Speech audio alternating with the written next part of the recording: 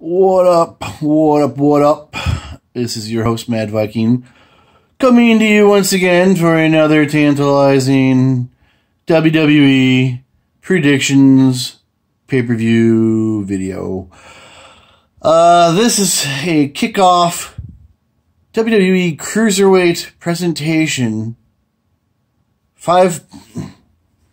Okay, let me make sure. PowerPoint presentation. There you go.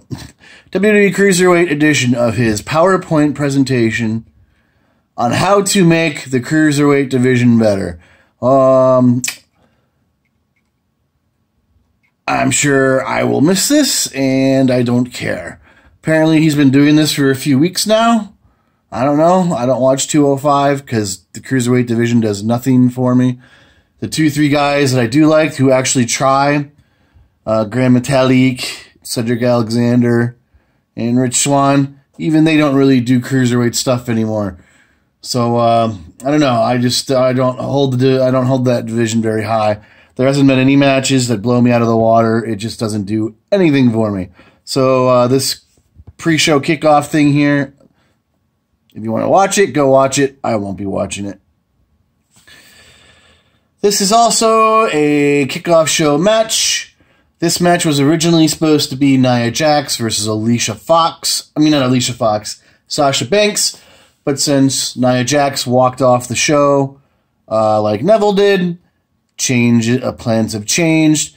And this is really the only thing that makes any sense that's been going on outside of the championship in the women's division was this little scruff feud with Sasha Banks and Fox. So they threw this together at the last second.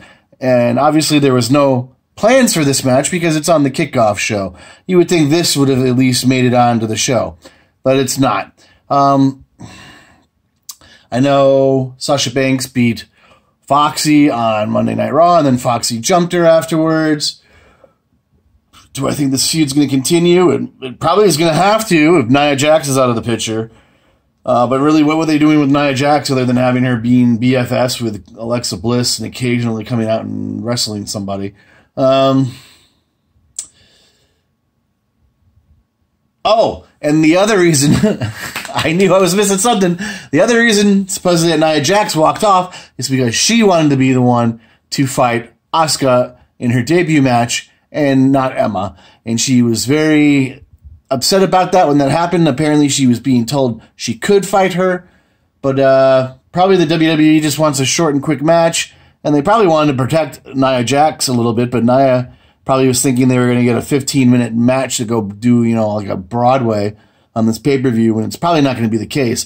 Emma has really been improving. I shouldn't say improving. She's been allowed to showcase herself in recent months, but I don't see this match going very far.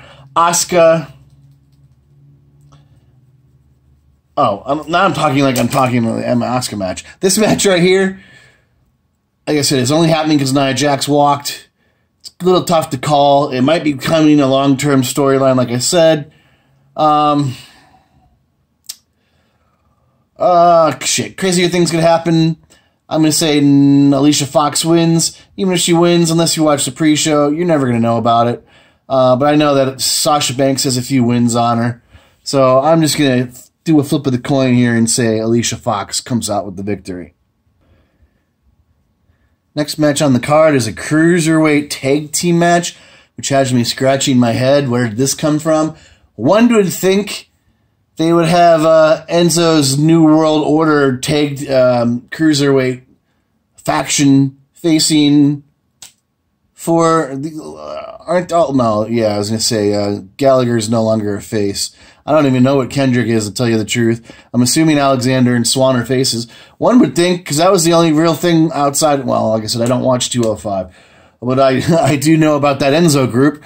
So one would think that would be the biggest thing going in 205. You'd think they'd throw something like, but then that would involve 8 men, and they probably don't want to pay 8 men a pay-per-view bonus.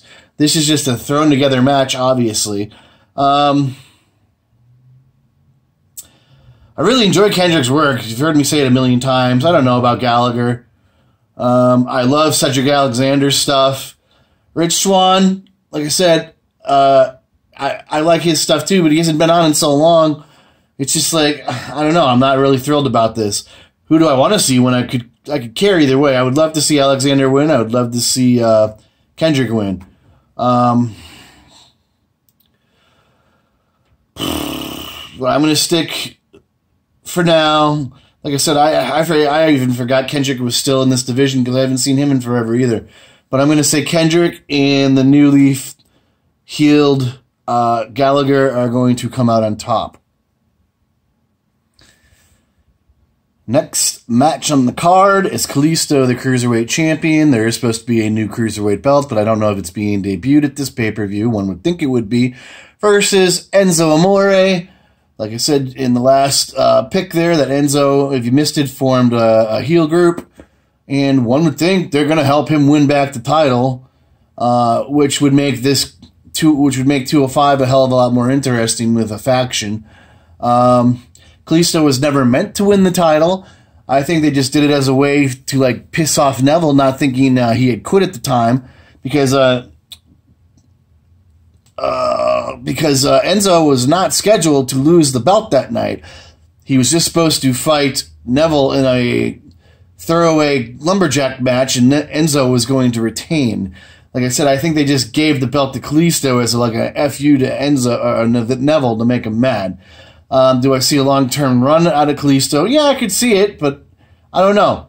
I just have a feeling Enzo and friends are going to pull something off. One would think, in my brain, that's how I would have it booked. And Enzo gets the belt back. Enzo's made that division a hell of a lot more entertaining on TV than what it's used to been. And it was totally bland in my eyes. I wasn't too sure about Enzo becoming a cruiserweight or going to that division when it happened, but I'm happy with it. I'm fine with it as long as he's not there forever. But right now it works. It works for me. But I could see Enzo getting the belt back. And if he does, he needs to hang on to it for a while. There's just too much belt passing going on. I mean, you can't get behind any champion because they're not champion for long. It's kind of starting to remind me of WCW at the end when they were circling the drain. I mean, everybody became a champion. They were just throwing anything against the wall to see if it could get a pop or a rating. And the WWE's ratings still are in the toilet. People need to they need to build champions. They need to build new main eventers. So on, you know what I'm saying? So on, whatever. People need to start getting behind people long term. That's what I should just say. I want to say Enzo wins, but we'll see. Probably not because Kalisto just got the belt, but I've seen crazier things, and I'm sure so have you. So I'm picking Enzo. Wouldn't that be a sight to wake up to, would it? Well, next match on the card is Alexa She Gives Good Face Bliss, Women's Champion of Raw, versus Mickie James. Man, she looks a little different there, man. She's still hot. And obviously it's for the title. It's supposed to be Grandma versus new hot shit, Biscuit Butt, which I think is hilarious. I wish that would catch on. Biscuit Butt.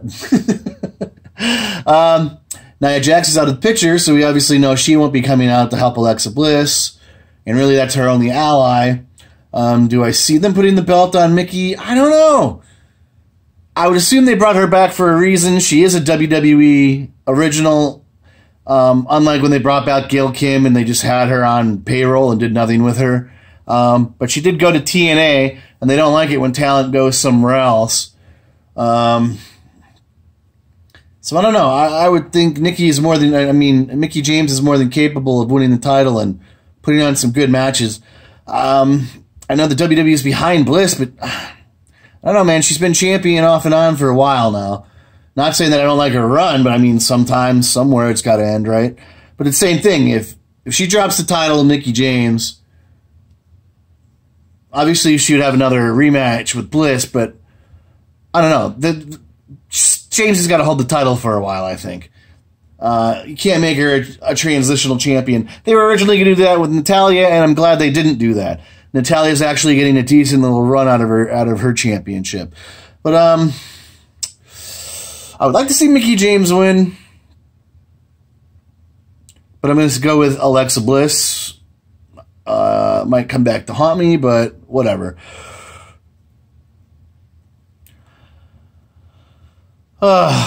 Man, it's going to suck not seeing Asuka anymore on the house shows. At least after Joe and Nakamura were gone, she was a treat to still see. But she deserves to be up there. I've been saying that for a while, to be pushed up to the main roster. She's done her time. But it's another good one gone, like I said. There's not a lot of matches on this card, and I was predicting all along that this is probably going to be a pretty quick squash match. Why do I feel like I'm still saying that wrong? Squash match. But Emma's been performing. I shouldn't say, yeah, performing. She can wrestle. It's just the WWE doesn't book her that way. They just book her as a jobber. But in the last few months, especially there was a couple weeks in a row on Raw where she was really showcased. And it was impressing the hell out of me. She's had great matches on NXT versus Asuka back when she was taken semi-seriously. So maybe we'll see a little bit of that. But Asuka, I read this a long time ago. I even mentioned in one of my news blogs. It was mentioned that Asuka is going to be undefeated for quite some time. She's going to win the women's title, and she's going to stay undefeated, obviously, until she loses the women's title. When does she get it? I don't know. But how long can she fight the same 5 girls on the roster and not, get a title shot? So I would assume pretty soon, a couple months, if not weeks, she's going to get a title shot versus Bliss. Or, wow, that could be what it is too. Mickie James gets it, and then Mickie and Asuka have a rematch from their NXT match. Now, that would be smart booking, because everybody loved that match when it happened. But who knows? We'll have to see. But obviously, everybody and their mother knows what's going to happen. Asuka's going to win. So, yeah, that's what Asuka. Nothing else to say. Let's just hope for a decent match. There's not a lot of matches on this card. Like I said, maybe it's going to be a big showcase for Asuka coming out. A big production. But I don't know. Let's hope they at least give them 5 to 8 minutes, for Christ's sake. Up next on the card is the absolute cringe fest. I don't know what the WWE is doing with these guys, but they obviously want to ruin both their characters. If you watch my last news vlog, there's rumors on who's going to be Sister Abigail. Nothing's in concrete, but there's a lot of females possibly. But there's a very strong chance that it's just going to be Bray Wyatt. And that's just going to leave me scratching my head. I mean, I don't know, man. Bray, since they separated him, would be great if he had another counterpart with him.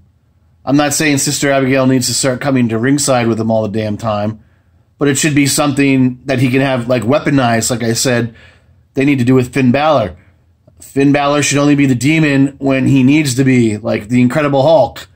When Bruce Banner hulks up, he's hulked up because he's pissed and he's lost control. That's how they need to run it with Balor, but I would assume with Bray, Sister Abigail would be something they use even less. But I think it should be an actual person. But that's just me. I can't see what they're gonna do. Put him under a veil and in some dirty dress, and I don't know, man. But I am not looking forward to this. We already seen Balor. He turned into the Great Pumpkin King. He looks ridiculous. And I'm sure they're doing that so they can get another action figure out of him real soon. But Finn has been winning the majority of these matches. Bray has not. So I would assume because it's the debut of Sister Abigail that Bray Wyatt's coming out on top. And I'm just going to leave it at that. I'm going to say Bray Wyatt over Finn Balor. So this one kind of just has me scratching my head. Is this how we're supposed to be treating the Shield from here on out, like they're the Avengers? I'm like, oh, no, it's 3 guys teamed together, and nobody can beat them. I mean, Cesaro and Sheamus don't have any problem beating up Dean Ambrose and Seth Rollins, so why would they need the help of Kane or Braun Strowman if they were originally paired up with The Miz? Because what, they're incompetent wrestlers now? The Miz has had no problems wrestling and beating Dean Ambrose. I think that's the only one he's been feuding with ever.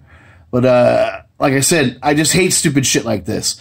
So what, they're going to be treated like they're, untouchables until they break up again? I mean, why does it have to be 5-on-3? And of course they're going to lose, meaning The Miz and Dean Ambrose and Kane and Cesaro and Sheamus. They're going to lose to the Shield. There's no way the freshly united Shield is losing.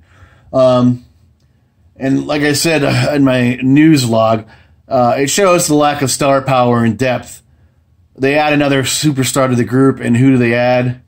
Kane. But I guess it does have to be a heel, and Samoa Joe is hurt.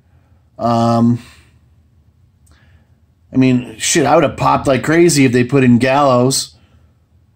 But whatever, that's just me, but whatever. They bring back 50-something-year-old, 52, 54-year-old Kane. Oh my God, it's Kane! So, I don't know how burying 5 guys to push 3 world champions is going to help anything. But I could be wrong, but I don't know. This is the old school in me. I just already see how this is going down. It's going to be the Shield over the Miz's faction, the Miztourage or whoever. Unless Curtis Axel and Bo Dallas from his hospital bed or whatever the hell's wrong with him. It still hasn't come out what's wrong with Bo. Mac miraculously show up too and they interfere. Then obviously it would the WWE to allow the Shield to lose to them because now they have superior numbers with 7-on-3. But I don't see that happening because, like I said, we still don't know where Bo Dallas is. He's supposed to be very sick, and they just took out Curtis Axel on Monday Night Raw. I'm assuming that's what that was supposed to be about. So unless those other 2 dudes show up, I don't see the Shield losing. Shield over the Miztourage. And that's the main event, I believe. Let me make sure.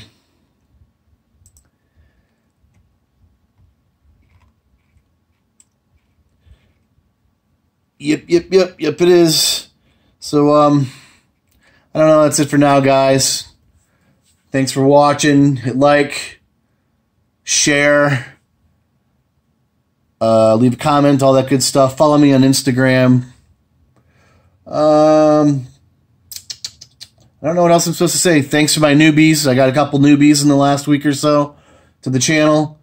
I don't think I even noticed that. But that's it for now, guys. Like, share, leave a comment. Mad Viking out. I will be on Sunday, obviously, with the live reactions to the pay-per-view. I might even go live, but I tend to fall asleep watching these things, so I don't want to like fall asleep on my couch for 15, 20 minutes snoring while everybody who's on is like watching me drool. But I could give it a try. You never know. I don't know. I don't know if I could stay actively interested for 3 straight hours. Gotta go pee, etc. But anyway, that's it for now, guys. Thanks for watching. Mad Viking out. Catch you guys on the flip.